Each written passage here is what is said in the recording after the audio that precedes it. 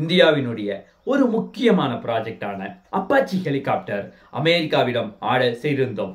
அதனுடைய டெலிவரி தாமதமாகி வருகிறது. அதுக்கு முக்கியமான காரணம் என்ன, அதை பத்தி தான் டீட்டெயிலா இந்த பதில பார்க்க போறோம். அது மட்டும் இல்லாம இந்தியாவினுடைய மிகவும் முக்கியமான ப்ராஜெக்டான மல்டி ரோல் ஃபைட்டர் ஏர்கிராஃப்ட் ஒரு மிகப்பெரிய பிரச்சனையை வருங்காலத்தில் சந்திக்கும் அபாயம் இருக்கிறது. அது என்ன, அதை பத்தி தான் டீட்டெயிலா நீங்க பதில பார்க்க போறோம். வணக்கம் நண்பர்களே, welcome to gold well official channel. வாங்க ஸ்ட்ரைட்டா டாபிக்ல வரலாம். ஃபர்ஸ்ட், இந்தியா எதிரிகளை அழிப்பதற்காகவும் எல்லைகளை பாதுகாப்பதற்காகவும் அமெரிக்காவிடம் இருந்து அப்பாச்சி ஹெலிகாப்டர் என்று சொல்லப்படக்கூடிய AH-64E என்று சொல்லப்படக்கூடிய ஒரு சக்தி வாய்ந்த ஹெலிகாப்டரை நம்ம 2015 ஆர்டர் செய்திருந்தோம். ஆக்சுவலா இது 22 ஆர்டர் செய்திருந்தோம். இது நமக்கு 2020 டெலிவரி கிடைச்சது. அதன் பிறகு மீண்டும் 2020 6 ஹெலிகாப்டர்களை ஆர்டர் செய்திருந்தோம். ஆக்சுவலா எக்ஸ்பெக்டேஷன் 2024 செப்டம்பருக்குள்ள நமக்கு டெலிவரி வரணும். பட் டெலிவரி செப்டம்பர்ல வராது, இந்த ஆண்டு இறுதி வரைக்கும் போகும் அப்படின்னு சொல்லி எதிர்பார்க்கப்படுகிறது. ஆக்சுவலா இதுக்கு முக்கியமான காரணம் டெக்னிக்கல் இஷ்யூ காரணமாக தான் இவ்வளவு பெரிய டிலே ஆகுது. அது மட்டும் இல்லாம ஆல்ரெடி நம்ம ஆர்டர் செஞ்ச 22 ஹெலிகாப்டர் இந்தியாவினுடைய கடற்படைக்கு போகுது. பேலன்ஸ் இருக்க 6 இந்தியாவினுடைய ராணுவத்துக்கு கொடுக்க போவதாக சொல்லியிருக்காங்க. ஆக்சுவலா இந்தியாவினுடைய ராணுவத்துக்கு கொடுப்பதற்கு முக்கியமான காரணம் ஆக்சுவலா இது ஒரு மணி நேரத்துல 289 கிலோமீட்டர் பர் ஹவருக்கு வேகம் அவ்வளவு அதிகமா இருக்குது. ஒரு நிமிஷத்துல கிட்டத்தட்ட 2000 அடி உயரம் செல்லக்கூடிய சக்தி இதுக்கு இருப்பதாக சொல்லப்படுகிறது. அது மட்டும் இல்லாம டோட்டலா ஆல்டிடியூட் 20,000 அடி உயரம் வரைக்கும் செல்லக்கூடிய சக்தி இதுக்கு இருப்பதாக சொல்லப்படுகிறது. அது மட்டும் இல்லாம நமக்கு முக்கியமான மலைப்பாதை உயரங்கள் எல்லாமே 15,000 16,000 அடி உயரம் வரைக்கும் இருக்கு. அந்த மாதிரி உயரங்கள் செல்வதற்கு இந்த AH-64E என்று சொல்லப்படக்கூடிய அப்பாச்சி ஹெலிகாப்டர் மிகவும் உதவியாக இருக்கும் அப்படின்னு சொல்லப்படுகிறது. அது மட்டும் இல்லாம இது எல்லா கிளைமேட்களிலும் ரொம்ப சூப்பரா செயல்பட முடியும். அது மட்டும் இல்லாம இது எல்லா ரொட்டேஷன்களிலும் பல்வேறு டைரக்ஷன்லயும் செயல்படக்கூடிய சக்தி இந்த ஹெலிகாப்டருக்கு இருப்பது குறிப்பிடத்தக்கது. அது மட்டும் இல்லாம இதுல எல்லா வெப்பன்ஸையும் சுமந்து செல்லக்கூடிய சக்தி இதுக்கு இருப்பதாக சொல்லப்படுகிறது. அது முக்கியமா பீரங்கிகள், குண்டுகள், துப்பாக்கி, இந்த மாதிரி பல்வேறு வெப்பன்ஸையும் சுமந்து செல்லக்கூடிய சக்தி இதுக்கு இருப்பதாக சொல்லப்படுகிறது. அது மட்டும் இல்லாம இதுல ஒரு நிமிஷத்துக்கு 128 டார்கெட்டை துல்லியமா கணிச்சு அழிக்கக்கூடிய சக்தி இதுக்கு இருப்பதாக சொல்லப்படுகிறது. இதை பர்ச்சேஸ் செய்யறதுக்கு முக்கியமான காரணம் MiG-35 அப்படின்னு சொல்லப்படக்கூடிய அதை ரீப்ளேஸ் செய்வதற்காக தான் இந்தியா இந்த மாதிரி ஒரு முடிவு எடுத்திருக்காங்க. இந்த AH-64E அப்படின்னு சொல்லப்படக்கூடிய அமெரிக்காவினுடைய இந்த ஹெலிகாப்டர்களை ஆல்ரெடி 15 நாடுகள் பர்ச்சேஸ் செஞ்சிருக்காங்க. இந்தியா 16வது நாடா தான் போயிருக்கு. அது மட்டும் இல்லாம இதுல நைட் விஷன் கேமரா இருக்கு. இந்த கேமராவின் மூலமாக இரவு நேரத்திலும் துல்லியமாக கண்காணிப்பதற்கும் எதிரியை அழிப்பதற்கும் இது மிகவும் உதவியா இருக்கும் அப்படின்னு சொல்லப்படுகிறது. அதே மாதிரியே இந்த ஹெலிகாப்டர் ஓட்டுவீங்க பைலட்டுக்கு ஒரு ஹெல்மெட் ஃபிக்ஸ் பண்ணியிருப்பாங்க. அந்த ஹெல்மெட் எந்த பக்கம் ரொட்டேட் ஆகுதோ அந்த டிஸ்பிளேவுடைய ஃப்ரண்ட் சைடு ஒரு கேமரா ஃபிக்ஸ் பண்ணியிருப்பாங்க.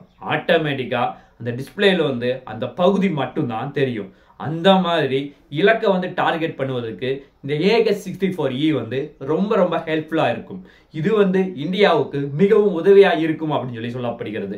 இந்த ஒரு ரீசன்னால தான் இந்தியா இதை பர்ச்சேஸ் செஞ்சிருக்காங்க. அது மட்டும் இல்லாம இப்பொழுது இது டெக்னிக்கல் இஷ்யூ காரணமாக 2 to 3 மாசம் டிலே ஆகும் அப்படின்னு சொல்லியிருக்காங்க. அது மட்டும் இல்லாம இந்த மாதிரி பிரச்சனை வருவதற்கு வருங்காலத்துல நம்ம வேற ஒரு ப்ராஜெக்டை கையில வச்சிருக்கோம். ஆக்சுவலா பிராஜன் ஹெலிகாப்டர் அப்படின்னு சொல்லப்படக்கூடிய 156 ஹெலிகாப்டரை நம்ம ஆர்டர் செஞ்சிருக்கோம். ஆக்சுவலா இது இந்தியாவில தான் தயாரிக்க போறாங்க. இதுல பாதி இந்தியாவினுடைய டிஃபென்ஸுக்கும் அதே மாதிரியே பாதி இந்தியன் நேவி, இந்தியன் மிலிட்டரி, இந்த மாதிரி 2 டிபார்ட்மெண்ட்டுக்கு நாம ஆர்டர் செஞ்சிருக்கோம். இதோ ஒரு பக்கம் போயிட்டு இருந்தாலும் இன்னொரு பக்கம் இந்தியாவினுடைய மிகவும் முக்கியமான ப்ராஜெக்ட்னா 114 மல்டி ரோல் ஃபைட்டர் ஏர்கிராஃப்ட் அப்படின்னு சொல்லப்படக்கூடிய ஒரு முக்கியமான ப்ராஜெக்ட் இந்தியாவினுடைய கையில் இருக்கு.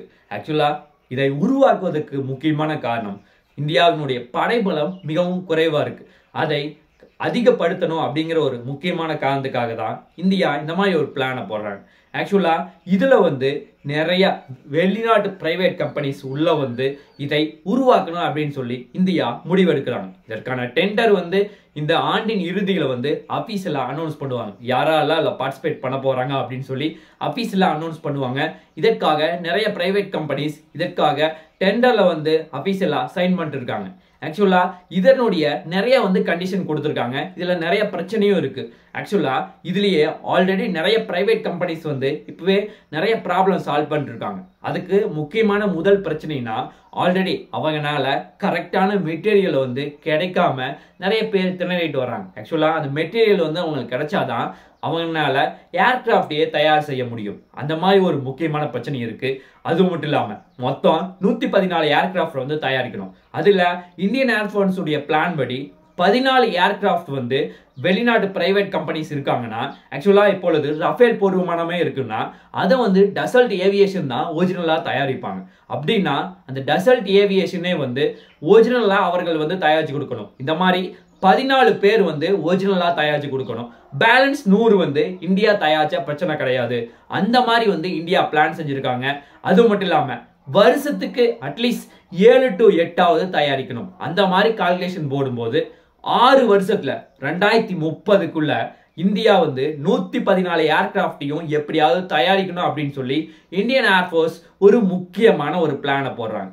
அதுக்கு பிரைவேட் கம்பெனிஸ் இதுக்கு பாசிபிளா வருவாங்களா அப்படின்னு சொல்லி $1 மில்லியன் கொஸ்டினா இருக்கு. ஏன்னா ஆல்ரெடி தேஜஸ் MK1A அப்படின்னு சொல்லப்படக்கூடிய அந்த போர் விமானத்தை தயாரிக்கிறதுக்கு அந்த ஜெனரல் எலக்ட்ரானிக்ஸ் நிறுவனம் இவ்வளவு தாமதம் பண்றாங்க. இந்த மாதிரி வெளிநாட்டு பிரைவேட் கம்பெனிஸ் அவர்கள் வந்து தங்களுடைய பிரச்சனை வச்சுக்கிட்டு இன்னும் நாட்களை கடத்தித்தான் போவாங்க. இது எப்படி பாசிபிள் ஆகும் அப்படிங்கிறது ரொம்ப ரொம்ப பிரச்சனையா இருக்கு. அதாவது இந்தியன் ஏர்ஃபோர்ஸ் இந்த விஷயத்தை சொல்லி முடிக்கிறதுக்குள்ளேயே பிரைவேட் கம்பெனிஸ் எங்கனால வந்து 6 வருஷத்துல கண்டிப்பா பாசிபிள் பண்ண முடியாது, இன்னும் டைம் அதிகமா எடுக்கும் அப்படின்னு சொல்லி இப்பவே அபிஷியலா அனௌன்ஸ் பண்ணிட்டாங்க. அந்த மாதிரி ஒரு நிலைமை தான் போயிட்டு இருக்கு. இதை இந்தியன் ஏர்ஃபோர்ஸ் வந்து எப்படி கடந்து இந்தியாவினுடைய படையை அதிகரிப்பாங்க அப்படின்னு சொல்லி நமக்கு தெரியல. ஏன்னா நம்முடைய திட்டம் எல்லாமே லாங் டேர்ம் கோலா தான் இருக்கு. அப்படி அந்த ப்ராஜெக்ட் இருந்தாலுமே கூட அதை எப்படி வந்து முன்னோக்கி கொண்டு போறதுன்னு தெரியாம ரொம்ப ஸ்ட்ரகிள் பண்ணிட்டு இருக்கோம். அதுதான் இந்தியாவினுடைய ஒரு மிகப்பெரிய பிரச்சனையா இருக்கு. அதற்கான கோல் தெரியாம தான் ரொம்ப ரொம்ப சஃபர் பண்ணிட்டு இருக்கோம். பார்க்கலாம் என்ன நடக்குது என்று சொல்லி. நாளைக்கு இன்னொரு நல்ல ஒரு வீடியோவில் உங்களை நான் சந்திக்கிறேன். நன்றி, வணக்கம், தேங்க்யூ, ஜெய் ஹிந்த்.